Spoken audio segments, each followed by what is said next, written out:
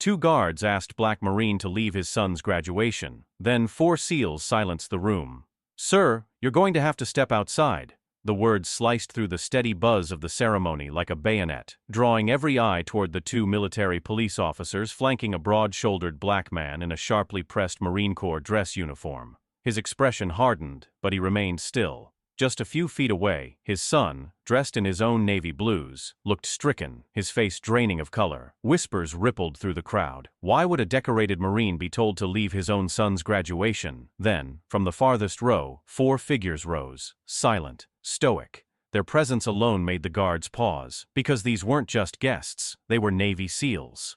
Within the hour, what happened would echo across the base, but at that moment, no one, not even the guards, realized how profoundly they had misjudged the man they were confronting, or the silent giants ready to defend him. Gunnery Sergeant Elijah Brooks had given 22 years of his life to this country. Deployments, wounds both visible and buried deep, missed holidays, and moments he could never get back. But this day, this moment, wasn't about him. It was about his son, Darren, finally pinning on those stripes. Elijah had arrived early, pride burning in his chest, quietly slipping into a seat near the front. He'd noticed the sideways glances, the polite shuffles that created just a little more space than necessary. It wasn't new, but when the guards approached, voices clipped, posture rigid, that old ache flared into defiance.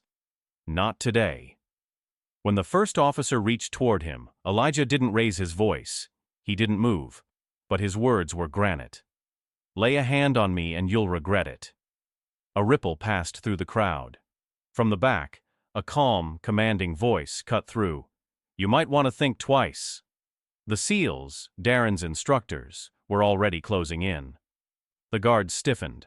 One reached for his radio. The SEALs didn't blink. "Gunnery Sergeant Brooks has more field time than anyone in this room," said one, voice quiet but sharp as steel. "You sure you want to test that?" A hush fell. Darren stepped forward, eyes locked on the guards. "He's my father."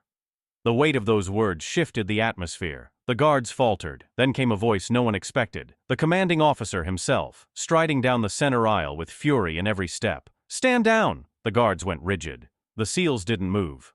The CO walked straight to Elijah, eyes filled with regret, and extended his hand. "Gunnery Sergeant Brooks, I'm sorry. This ceremony doesn't begin without you." A smattering of applause broke out. But Elijah didn't take the hand. The sting ran deeper than a mistaken command. It was the assumption, the quiet insult, that he didn't belong. He turned instead to his son, and in Darren's eyes he saw the same hurt mirrored back. For the first time in his life, Elijah questioned whether the country he had fought for still saw him. Then Darren raised his hand and saluted, not to a flag, not to a superior officer, but to his father. The room went still. Elijah's breath caught. The SEALs straightened. The commander lowered his hand, the realization sinking in. This wasn't about protocol anymore. This was about respect. When the ceremony resumed, Elijah sat front and center. The guards were gone. And as Darren accepted his commission, the 4 SEALs stood tall behind him, a silent message to everyone watching. Some battles aren't fought with firepower. They're won through loyalty. And no one challenges a Marine's place beside his family. Not while his brothers are still breathing. If this story struck a chord with you, hit like and type Semper Fi in the comments below.